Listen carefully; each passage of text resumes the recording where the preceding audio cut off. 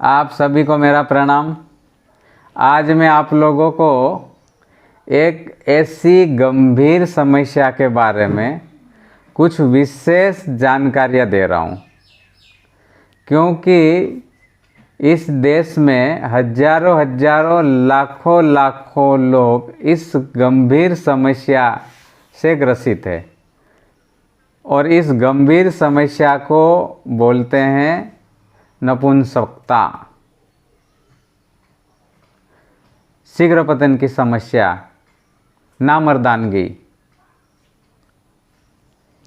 इस समस्या से बहुत लोग ग्रसित है। अब ये जो है नामर्दानगी आती कैसे है?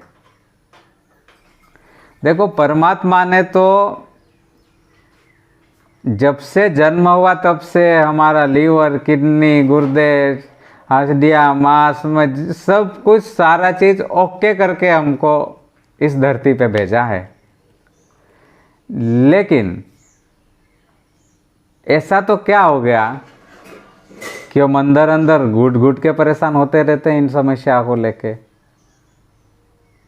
तो गलती कहाँ हुई है, सोचने वाली बात है ना। सबसे पहली जो ज़्यादातर आम लोग गलती करते हैं वो हस्तमैथुन के लत में पड़ जाते हैं। और हस्तमैथुन की जो लत है ना, वो बहुत खराब लत है। जैसे व्यक्ति तंबाकू की लत में पड़ जाता है, शराब की लत में पड़ जाता है, ऐसे ही हस्तमैथुन की समस्या भी एक लत है। और ये लत जो है वो हमारा बहुत बड़ा नुकसान करती है। कितना बड़ा नुकसान करती है ये। और धीरे धीरे 1 साल हो गया, 2 साल हो गया, 3 साल हो गया, हाथ से हिला हिला के, वीर्य को बहा बहा के सारा अंदर का भीतर का कस, धातुओं का पूरा क्षय कर बैठता है इंसान। और ये क्षय के जो साइड इफेक्ट जो आते हैं वो पूरा बलहीन इंसान हो जाता है। शरीर के अंदर वो ताकत ही नहीं रहती है, वो ऊर्जा ही नहीं रहती है। अंदर का पूरा सिस्टम इसका डिस्टर्ब पड़ जाता है, चिड़चिड़ा स्वभाव हो जाता है। जो खाते हैं वो ठीक से हजम भी नहीं होता है। व्यक्ति अगर पढ़ाई कर रहा है तो उसका ठीक से पढ़ाई में मन भी नहीं लगेगा। अगर वो पढ़ाई अच्छे से करने का प्रयास करेगा तो भूलने की आदत रहेगी। अब ये जो समस्याएं हैं, शरीर बाहर से कितना ही हष्ट पुष्ट बलवान दिखे, लेकिन भीतर से खोखला होगा। तो ये इस समस्या अभी तक तो जो हो गई सो हो गई। जिन लोगों को भी ये लत लगी हुई है, इसको तुरंत दुश्मन की तरह त्याग दीजिए हस्तमैथुन की आदत को। और कई लोग क्या करते हैं कि ये हस्तमैथुन की आदत के चलते वीर्य इतना पतला हो चुका होता है कि जब कोई दृश्य देखता है, कोई कामुक दृश्य उन्हें दिखाई देता है, या इस तरह के मोबाइल में कुछ ऐसी चीज़ें दिखने को लगती है, या इस तरह के कुछ विचार आते हैं, तो स्वाभाविक चिपचिपा पदार्थ वीर्य निकलने लग जाता है।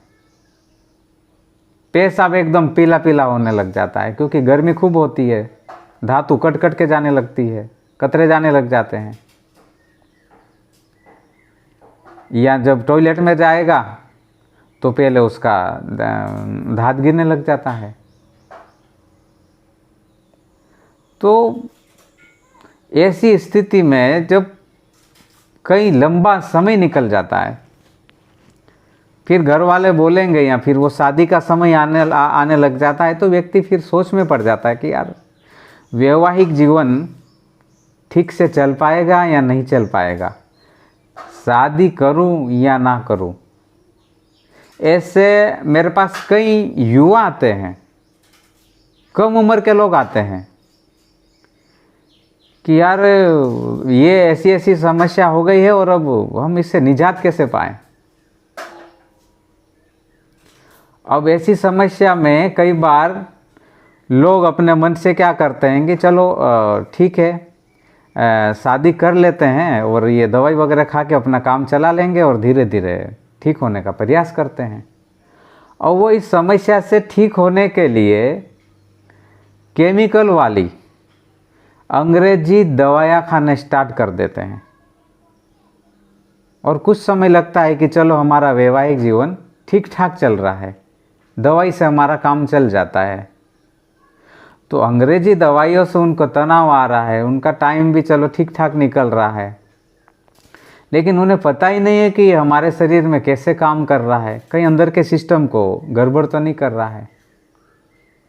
फिर कुछ समय के बाद 50 mg की दवाइयाँ चल रही है और फिर धीरे धीरे पता चला कि अब दवाई ने काम करना कम कर दिया है। फिर 100 mg की दवाई लेने लग जाता तो लगता है कि चलो अभी ठीक ठाक जीवन चल रहा है। उसके बाद पता चला कि 100 mg की ले रहे, 150 mg की ले रहे, लेकिन ये दवाइयाँ काम ही नहीं कर रही है। गुप्तांग की जो साइज है वो सिकुड़ गई है और अब तो कुछ हो ही नहीं रहा है। अब व्यक्ति विचार में पड़ जाता है, टेंशन में आ जाता है कि, और घर में तनाव होने लग जाता है। अगर महापुरुषों का संग नहीं है, सत्शास्त्रों का संग नहीं है, जीवन में अगर सत्संग नहीं है, श्रेष्ठ पुरुषों का संग नहीं है, तो घर में है ना कई बार है ना बहुत भयंकर तबाही आ जाती है। आत्महत्या जैसे लोगों के विचार आ जाते हैं, परिवार में कलह इतना बढ़ जाता है। अगर जीवन में ऐसे उच्च महापुरुषों का, श्रेष्ठ पुरुषों का संग किया है, जीवन में अगर बेस्ट विचार है, आपके जीवन का सर्जन करने वाले पुरुषों की अगर संगति है, वीर्य का नाश करने वाले, तो वो काई के दोस्त हुए, वो तो आपके दुश्मन हुए जो गलत संगति में डालते हैं, शराब पीने की लत में डालते हैं, नशा करने की लत में डालते हैं, पर स्त्री के संग करने की लत में डालते हैं। ये आपके दुश्मन नहीं है, ये आपके दोस्त नहीं है, बहुत बड़े दुश्मन है। आपके जीवन के साथ बहुत बड़ा खिलवाड़ हो जाएगा और इन आदतों को त्याग भी कर देना चाहिए। अब ऐसी परिस्थिति में जब ऐसा जीवन हो जाता है तो व्यक्ति आत्महत्या तक का सोचता है और फिर सोचता है कि चलो भाई अब हम किसी डॉक्टर के पास जाते हैं या कोई अच्छे चिकित्सक के पास जाते हैं, कुछ सलाह लेते हैं कि भाई हमारी आदत है। तो बहुत से चिकित्सक उसको मिसगाइड करते हैं, या तो फिर उन्होंने ऐसी पढ़ाई पढ़ी होती है, उनकी रिसर्च ऐसा बताता है। और मेरा तो ये मानना है कि हर रिसर्च 100% क्लियर ऐसा नहीं कह सकते हैं। कई बार ऐसा होता है कि अभी के वैज्ञानिक कुछ और बोल रहे हैं, कुछ लोग अभी बोल रहे हैं, और 3 साल के बाद वो रिसर्च कुछ और ही निकल रही और कुछ और ही निकल आया है। इसके लिए जो हमारे आयुर्वेद के ग्रंथ बोलते हैं, हमारे जो बड़े बड़े वेद बोलते हैं, हमारे जो पूर्वज बोलते हैं, हमारे पूर्वज बड़ी मर्यादा में पहले रहते थे। वीर्य को राजा बोला हुआ है, और जो व्यक्ति इस वीर्य रूपी राजा का नाश करता है ना, उसका नतीजा जो है आप समझ लो क्या होता है। कम उम्र में ही, विवाह के पहले ही कमर दुखने लग जाती है, कमर बेंड होने लग जाती है, फिर धीरे धीरे तो ये वीर्य बनना ही कम होने लग जाता है, सप्त धातुओं का विकास ही नहीं होने लग जाता है। तो जीते जी मौत जैसा व्यक्ति एहसास करता है। इसके लिए इस प्रकार की विचारधारा की बातों में ना आए। और कई ऐसे ऐड देख लेते हैं, आजकल तो इंटरनेट का ज़माना है, और ऐसी तड़क भड़क आकर्षण वाली चीज़ें दिखाते हैं ना कि आप ये सोना भस्म है, ये चांदी भस्म है, ये हीरा भस्म है, उस उच्च क्वालिटी की ये जड़ी बूटी है, अगर आप इसका उपयोग कर लेंगे तो आप 3 दिन में जवान हो जाओगे, 3 दिन में आप 24 साल के हो जाओगे, 16 साल जैसे बन जाओगे। ऐसे आपको, आपके ब्रेन को है ना, आपको अट्रैक्टिव करके आपको अपनी तरफ खींच के और कोई उत्पादन बेचते हैं, कई प्रोडक्ट बेचते हैं, और व्यक्ति इन सब चीज़ों पे भरोसा करके, देखो उसकी तो मजबूरी है, वो भरोसा करके खरीदता है, हजारों लाखों रुपए खर्च कर देता है, एक डॉक्टर को बदला है, एक उसको बदला, एक चिकित्सक को बदला, दूसरे पकड़ा, तीसरे को पकड़ा है, लेकिन अक्सर लोगों की इस समस्या का स्थायी निराकरण नहीं हो पाता है, क्योंकि इस समस्या के मूल में जाना पड़ेगा, जड़ में जाना पड़ेगा। आप जो डेली अपने दैनिक जीवन में दाल, चावल, सब्जी, रोटी, ये जो नॉर्मल चीज़ें खा रहे हैं, ये आपका हजम ही नहीं हो रहा है, क्योंकि धातुएं कमज़ोर पड़ गई हस्तमैथुन के द्वारा, गंदी आदतों के द्वारा, कम उम्र में स्त्री संपर्क रखने के चलते आपका जो पाचन क्रिया है, आपका सिस्टम कमज़ोर हो गया है। आप जो खा रहे हैं वो हजम नहीं हो रहा है, कब्ज बन रही है, पेट टाइट हो रहा है। आप जो खा रहे हैं वो ठीक से पेट ही साफ नहीं हो रहा है, बड़ी कब्जें पकड़ी हुई है। जो खा रहे हैं वो सड़ रहा है, आपके बॉडी में तेजाब बन रहा है, आपको छोटी छोटी बातों में गुस्सा आ रहा है। जब आप ये नॉर्मल चीज़ों से आपकी कब्जी बन रही है, आपके बॉडी में पूरी गर्मी है, विचार करते ही ये सारी चीज़ें जाने लग गया है, तो इसमें सोना भस्म, चांदी भस्म या ये इतनी केमिकल वाली चीज़ें इसमें आपकी समस्या का निवारण कैसे करेगी? ये तो और शरीर में गर्मी बढ़ाएगी, और कतरे जाएंगे, और धात जाने लग जाएगी, और शरीर निस्तेज हो रहा है। ऐसी स्थिति में आपको क्या करना है? ऐसे स्थिति में दवाइयों के पीछे मत भागो, प्रोडक्टों के पीछे मत भागो, आप फोकस करो पाचन तंत्र के ऊपर। पहले आप अपनी कब्जी को ठीक करो, कब्ज को ठीक करो। आपके शरीर में जो गर्मी बनी हुई ना, चलो शरीर की गर्मी को तो कुछ नॉर्मल चीज़ों से आप न्यूट्रल कर लोगे। मैदे मसानों में गर्मी है, वीर्य वाहिनियों में इतनी गर्मी है कि ये जो चीज़ें जा रही है, तो फिर ये है ना, ये नॉर्मल चीज़ों से ठीक नहीं होगा। आपके है ना अंदर के सिस्टम को रिपेयर करना पड़ेगा। लीवर की दवाएं, पाचन तंत्र की दवाइयाँ, औषधियाँ, आप किसी अच्छे अनुभवी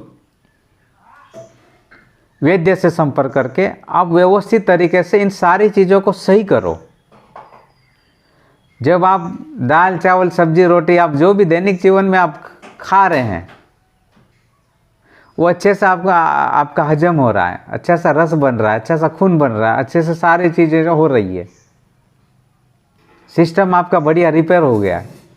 उसके बाद आप जो भी पावर की चीज़ें लो, चाहे हीरक भस्म लो, चाहे मकर ध्वज लो, या जो भी आयुर्वेद के जो अच्छे से अच्छे जो योग है, संख्या के योग हो, या जो कुछ भी योग है, आप इनका उपयोग करेंगे तो बिल्कुल पावर आएगा।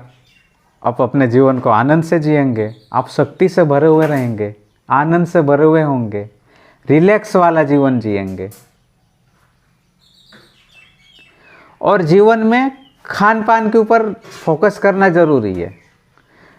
तेज मिर्च, मसाले, चिकन, मटन, अंडा नहीं खाने जैसी चीज़ें ठोक ठोक के खाएंगे तो क्या होगा? आप सात्विक भोजन कीजिए, अच्छा भोजन कीजिए, रियल में आपके शरीर का पोषण मिले, आपके विचार शुद्ध बने, आपके सिस्टम के ऊपर लोड ना पड़े। इस तरह की चीज़ें कीजिए, उत्तम पुरुषों का संग कीजिए, तो आपके जीवन का कल्याण होगा। आज मैंने ये जो बातें बताई है, आप इसको थोड़ा ध्यान दीजिए, और एक और इसी वीडियो का दूसरा पार्ट बनेगा, मैं आगे की और कुछ बातें बताऊंगा, क्योंकि वीडियो थोड़ा सा लंबा हो गया है। तो बस आज इतना ही। आप सभी स्वस्थ रहे, मस्त रहे, आनंद में रहे, आपके जीवन में मंगल हो, ऐसा मैं भगवान से, ईश्वर से मैं प्रार्थना करता हूँ। बस आज इतना ही। आप सभी की जय जय, प्रणाम, राम राम।